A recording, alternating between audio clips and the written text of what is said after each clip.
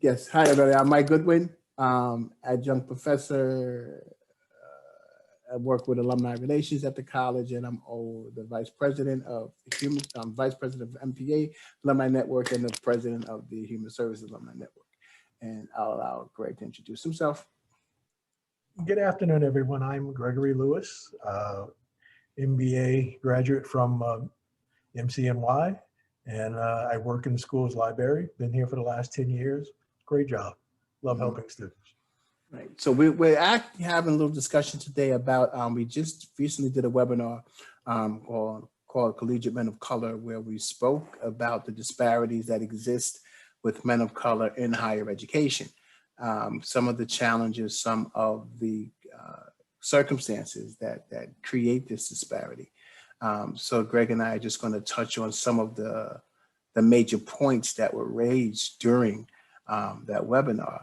And I'm going to begin just with quoting this statistic that was came from the National Center for Education Statistics, where we have this is from 2016, that 36% of Black males graduate college and 40% of Hispanic males graduate, and these two are the lowest graduation rate in the country with respect to ethnicities. So this is just giving, I guess, a backdrop to the topic and the backdrop to, why this is, an issue as as white males, I think close to 50, and Asian males who top the chart as well in the 50s. So, that's a big disparity between the ethnicities. So, one of the major points that we discussed during that was really the representation of Black men and Hispanic men in education with respect to teaching. And I guess, Greg, we both could talk about that, because I can just state this. I didn't have a Black male instructor until I got into college. True. So I went through elementary, middle school, high school. And my first Black instructor was in college, and actually my first time in college, I was at HBCU, so that was a given, right? But that was my experience as far as seeing someone like me standing in front of the class. First Black teacher, homeroom teacher in the 9th grade. Met her at Andrew Jackson High School in Queens. And I was asking her what class she actually taught. She was, I'm your homeroom teacher. Mm-hmm. And I'm like, okay, that's not a course. So, and she's like, no, I'm a teacher. I take the attendance. And I'm like, oh, okay. Mm-hmm. But she was open. She was Right. willing to talk about your needs. Mm-hmm. If she saw something wrong, gladly tried to point you.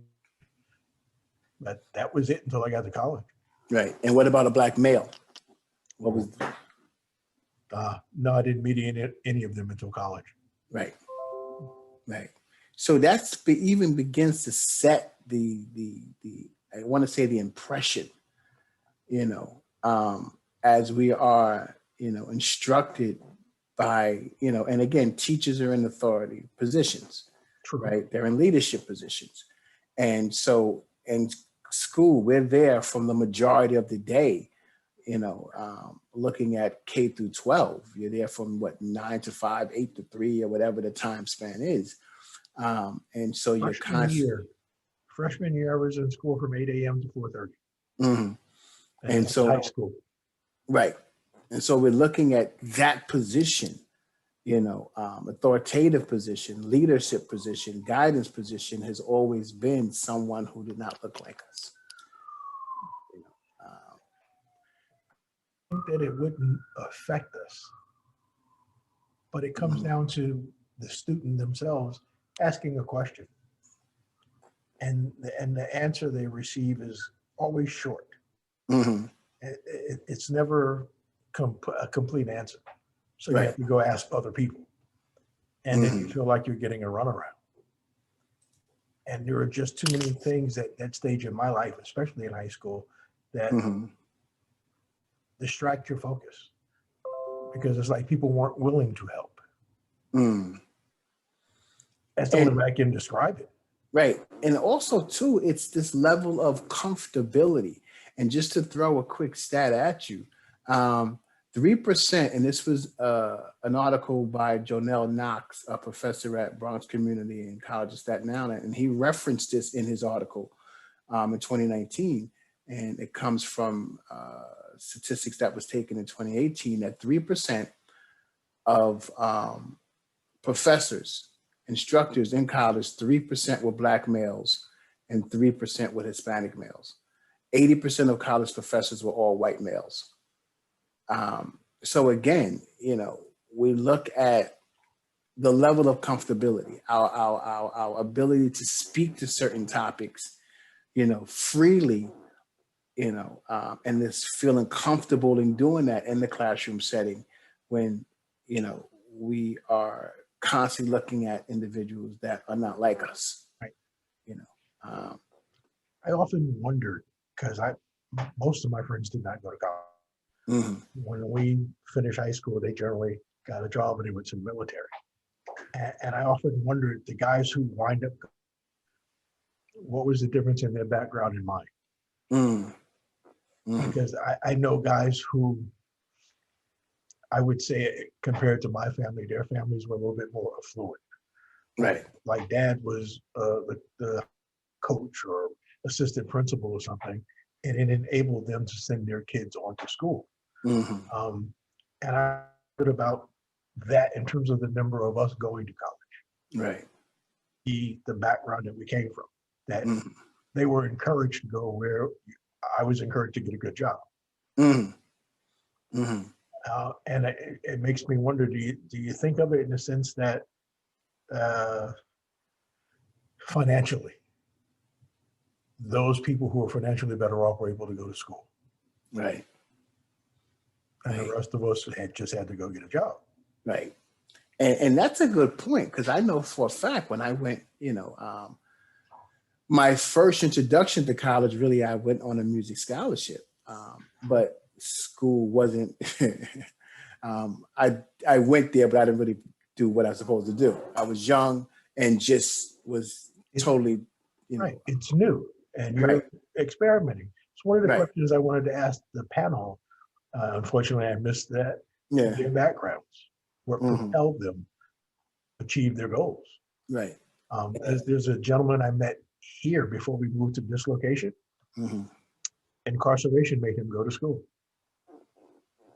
And I remember I worked for the Daily News, and we had education program hmm, where we would take the papers up to Rikers Island to the youth cells and find out who didn't graduate high school and put them in programs so they could get their equivalency diploma, wow, thinking that when they got out of here, they would go on to, because they kind of opened their eyes to more.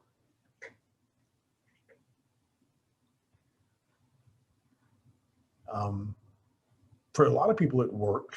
hmm, But most is an excuse to get out of the cells and possibly get out of here quicker.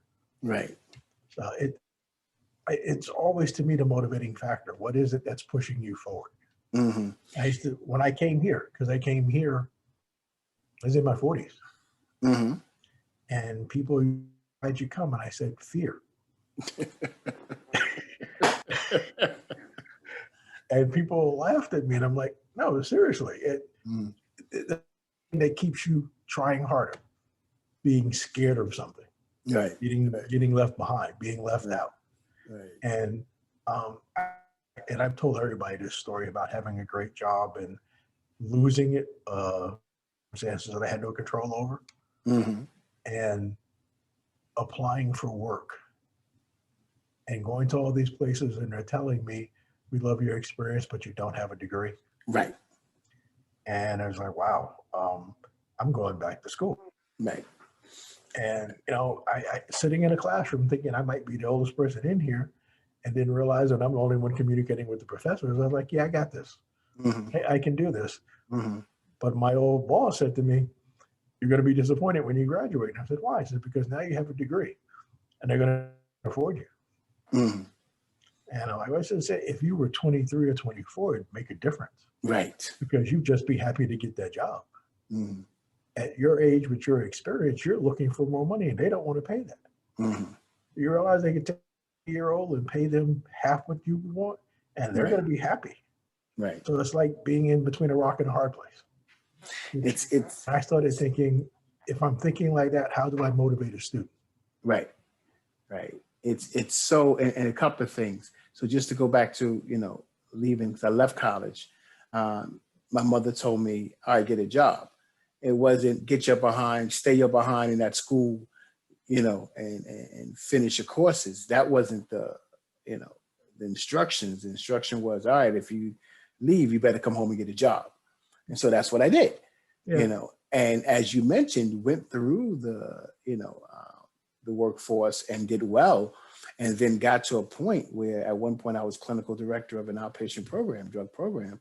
And then when I left that program, went to go somewhere else, and everybody was telling me, oh, you don't have a degree? Oh, you don't have a degree? You don't have a degree? And the same thing, same situation. Your experience is stellar, but you need a degree,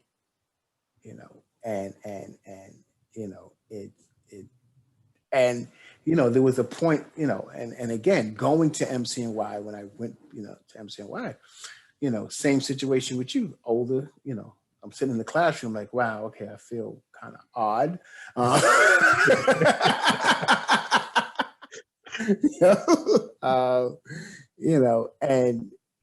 So we look at, as you mentioned, some of the things that propelled us, motivated us, when we look at things culturally, especially with, men of color, we can be, depending on the background, we can be pushed to work before anything else. That becomes a priority, get a job, and I'm going to tie the other part in. If we don't have individuals, and this is not a sweeping statement, but if we don't have teachers that identify with us, Right. to help motivate us and push us, and then we're getting the other pressures from where we need to get a job, college now becomes not a priority. True. Yeah, you lose interest because you're thinking in high school, the most important thing for me when I finish here is to get a job. Get a job. Right. Right. So, and since you had no one to encourage you, you're like, yeah, I'm out of here. I'm happy to be out. Let me go find that work. Right. Take care of what I Right. got to take care of.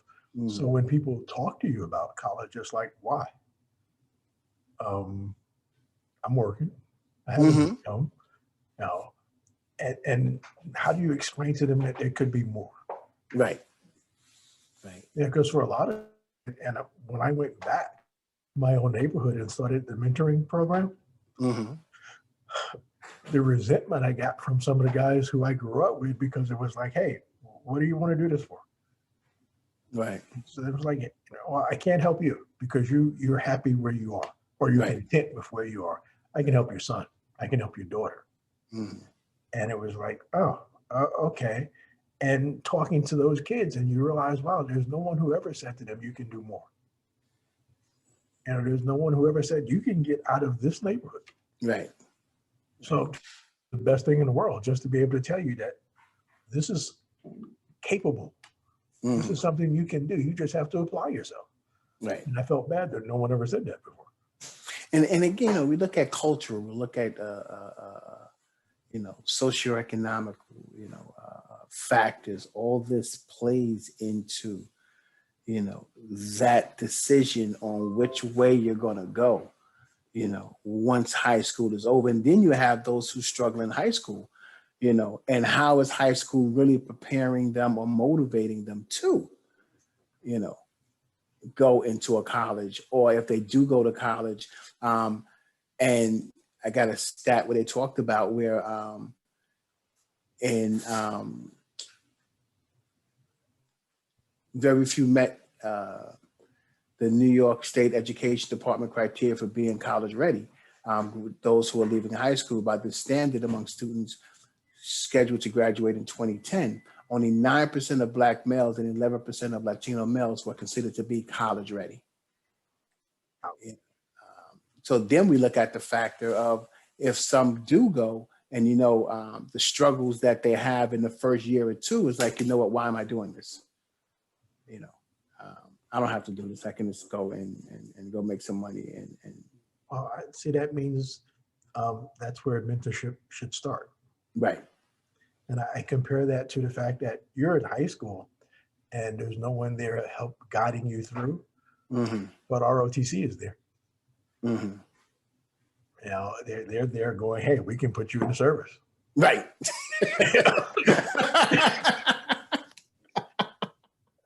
Wow, that's no one is here to help me get better, me through this.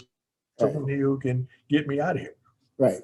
So I can go into the service, do 4 years, do my tour, whatever, get paid, get all the benefits when I come out, and okay, do that. So to me, the question has always been, how do we motivate? Right.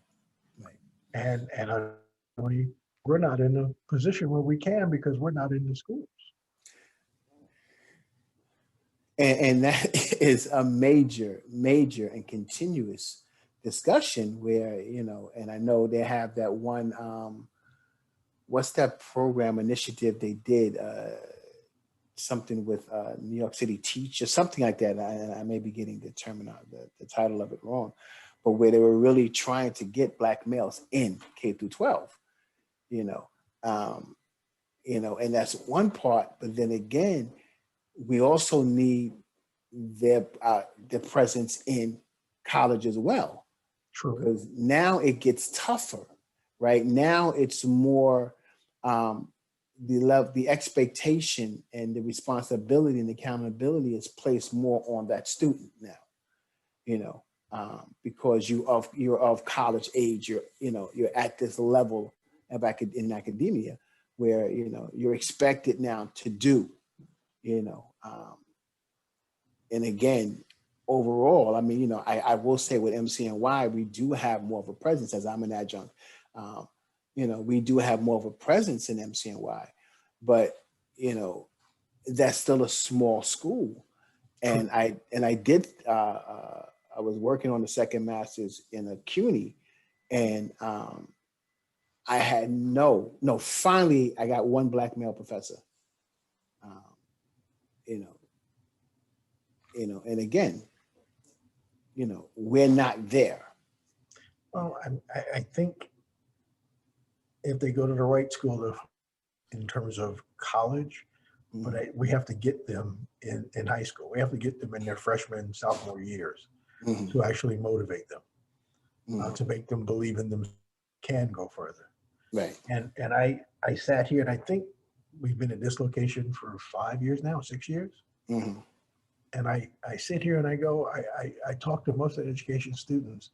I've seen 2 males in the education program in the entire time I've been here. Right. And I thought, wow, so it's not viewed as a man's job. Oh, right. You are so 100% correct. It's not. That's not what we do. We go, we're managing businesses or, but teaching, that's not for us, and again, it's not understanding how important that is for, young adults. True. Because that means they're being taught by people who really don't care. Right. Or, don't have, and even if they care, it's not, I want to say, and I said this before, it's like you hear me, but you don't really understand me. True. So yes, you may care. Yes, you may want me to do well, but there's issues that I'm dealing with, that you were never exposed to or you never had to. So there's so many other factors that play into my academic journey, and then the level of comfortability I may have to share with you about that, may be challenged, because as I'm talking to you about it, you're almost dismissive, or you can be kind of like, oh, okay, well, just keep trying, you get it, but okay, so you're not hearing what I'm telling you, Yeah, it's a difference in who you're talking to. One of the things that I enjoyed coming here, meeting professors who were me, first of all, right, but took the time to talk to me before or after class, to gauge my interest. right, What was I trying to do? What did I want to get out of this? And how can I help you? And that, I mean, I'm sure it happens at other places, but I can't think of them. I can't name them. People, I think, are lucky when they find that. right, Which is what makes this place good to me. I yes, wish we could offer more, right, but it is a start. right. I agree. And the question now becomes, how do we get them? And good. It's another piece that I spoke about is when we look at the HBCUs, where people are like, okay, that's the case, just go to a historically Black college, university, and everything you want is there. But the truth is, the HBCUs only graduate around 20-something%, right, of Black students. Mm-hmm. So then you have the other 80% that are not at HBCUs. So then we still are looking at the majority of us don't go to HBCUs. No, or even that, it's a question of affordability. Yes. It's a great to say at school, but most of us can't afford that. My daughter, who I was like pushing to go to one of those schools, and she got in there, and sophomore year, and she was like, "This is great." And I thought, okay, wonderful. And then she said to me, "But it's not preparing me for what's out there." And I'm like, "What do you mean?" She says, "I'm surrounded by me." Right. Right. I'm comfortable and I'm learning. I have people who are engaging me. But when I'm out there, I'm by myself. When I apply for that job, when I go for that interview, it's me and 50, 60 other white people. It's not me and a bunch of Black people. Right. When I get that job in that office, it's me. Sometimes you look around and you're the only Black person there. Right. I don't think it's preparing me for that. So she left and graduated from Pace. And that is such a factor. Yeah. And so another piece that, and we can really use this to introduce one of the things that we're doing in the library now, is, at a HBC, you're enriched with literature that speaks to our accomplishments. Right. And then you have the other, which I call predominantly Black institutions that are not in HBCUs, that we don't have this. Even though the schools are predominantly Black or Hispanic, we still don't have this robust and rich supply of materials and literature, that speaks to our history or speaks to us. Yeah, see, I used to think that was, if I have you, why do I have to go get it? You're already here, so I don't have to go get it to bring you here. Right. And my thinking is, yeah, but you keep me here. Because how many students come in here and go, so where's the book section? And and then they're like, that's all you got? And they're like, being engaged. They want to read about themselves. Right. But it's like, I read that 10 years ago. Or, I read that when I was a teenager. Right. So that to me is something that we have to grow.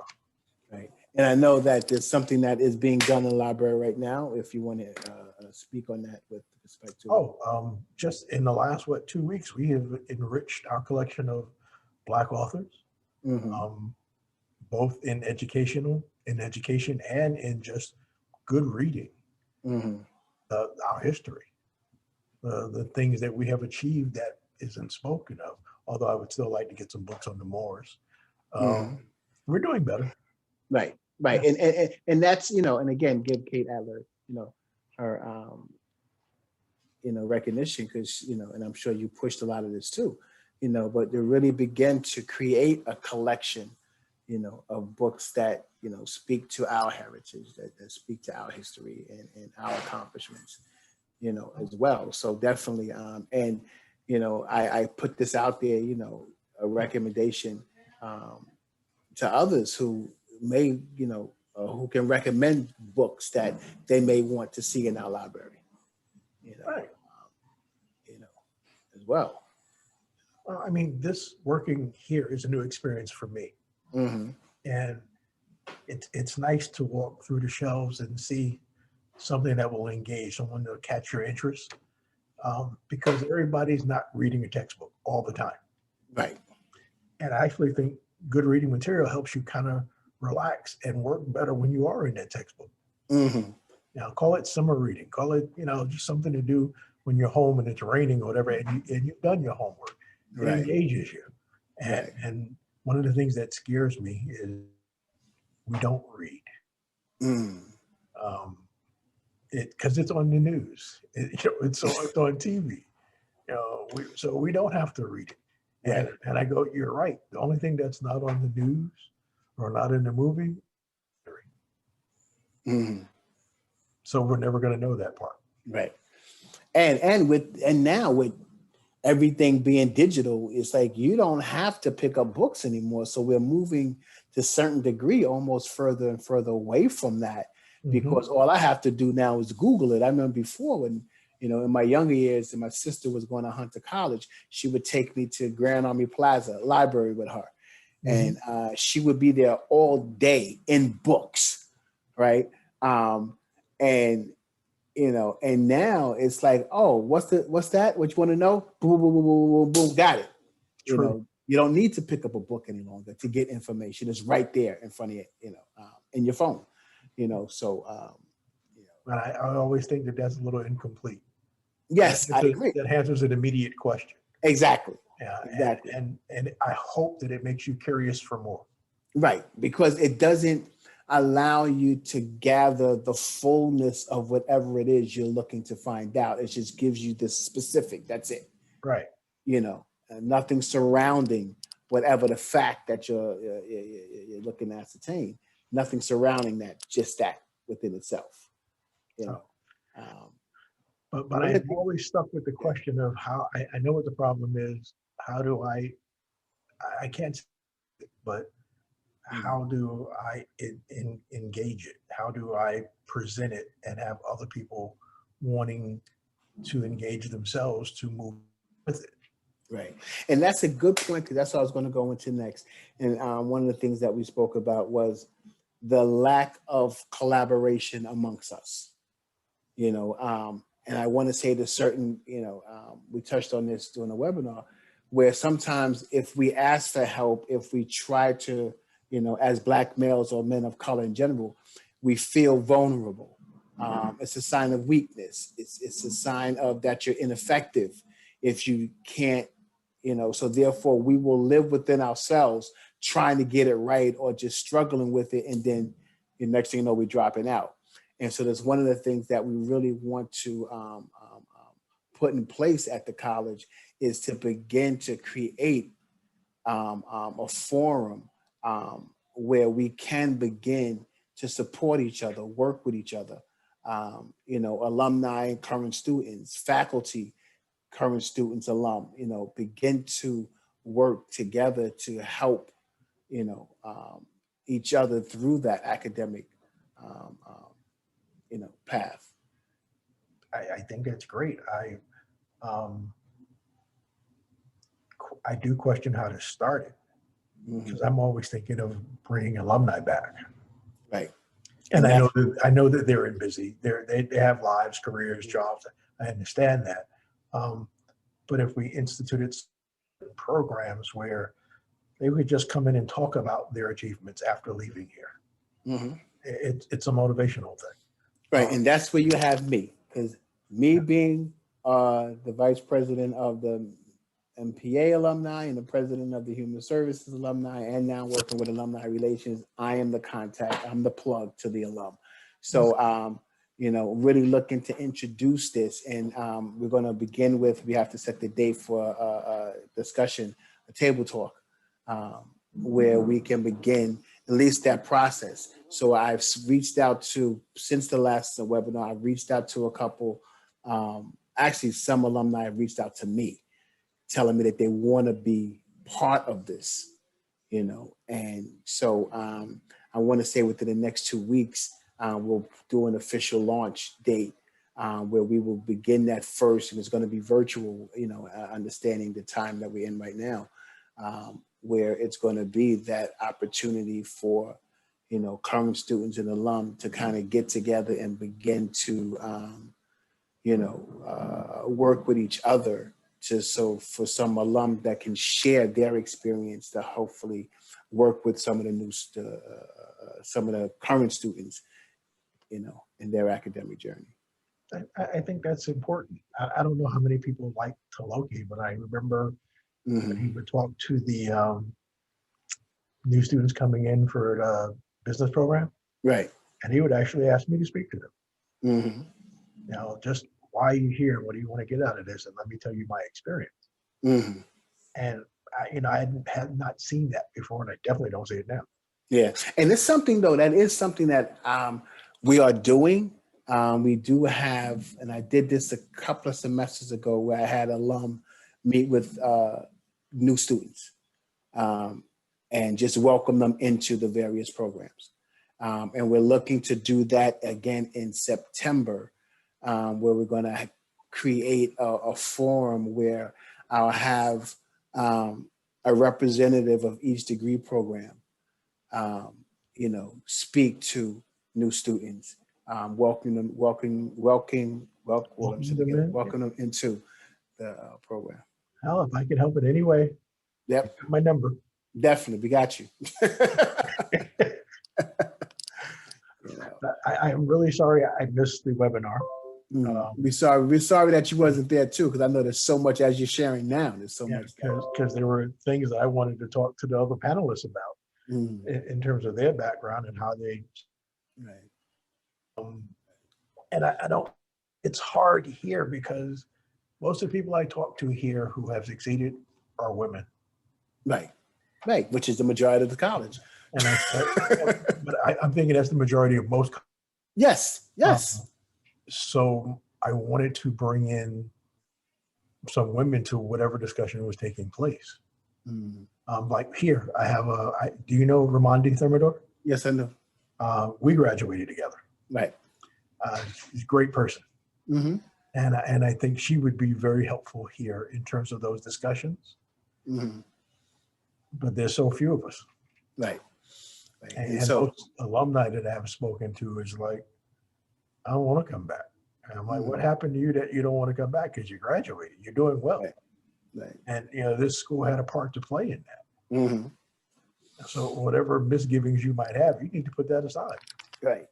And again, that is our efforts to, and I believe once we start the process, more and more will be willing to participate and want to participate, and then as we work with the current students, as they become alum, because they eventually will become alum, right? Mm-hmm. And then they, as a result of what they received, they want to give back as well. So the chain has to start somewhere, and that is our purpose, to start that, to get that going. It's a great idea. Right. And reach out to everyone who has started their own business. Yes, that's it. Bring them back here. Mm-hmm. Celebrate them. Exactly. So that's I guess that's the main points. Again, looking at the need for more, men of color in teaching positions. Looking at the need for to really begin at I want to say even at the high school level, to begin to get these young males into the mindset of the importance of, continuing education, and at the collegiate level to get us to begin to work with each other, to help each other and support each other through the process. One of the things I like here is they've initiated this Adopt the iSchool program. Yes. I think it's great. I think more of us should be involved. Yes. And fortunately, I'm scheduled to teach one of those classes. So I am definitely, I am definitely on board with that. All right. That's a great thing. I know Tina's involved with the Pathways program. Yeah. And I hear that's going well. I Yeah. hope you can continue that. Yeah, so do I. But all right. So I guess that's it for now. And again, we've want to introduce the collection of books at the library now. And we're looking to build on that. We're going to have some in the Manhattan campus. We're looking to put some in the Bronx campus as well. And within the next 2 weeks, we'll definitely launch the date for the first discussion table, where we'll begin to bring us together, being men of color in the college and alums together to begin to work with each other, moving forward. I think those are for you. Thank you. I need you to come by and check out the add stuff. Need to come by and check out what? Check out the books that are Yes. up. I put up the display because Awesome. I want to know anything you'd like to add so we can get it. Okay, fantastic. Will do. And next time I won't hear so everybody doesn't. I know, right? But it's okay. Because even when I say I'm in a meeting, they're like, "Hey," and I'm like, Right. All hey, right. Thank. I'm sorry I missed that event. If there's another one, I will definitely be there. Most certainly. If I have to carry my laptop and do it in the street. Whatever works, right? All right, then, y'all. We're going to sign off. Then. All right, man. Take care. You too. Bye-bye. All right.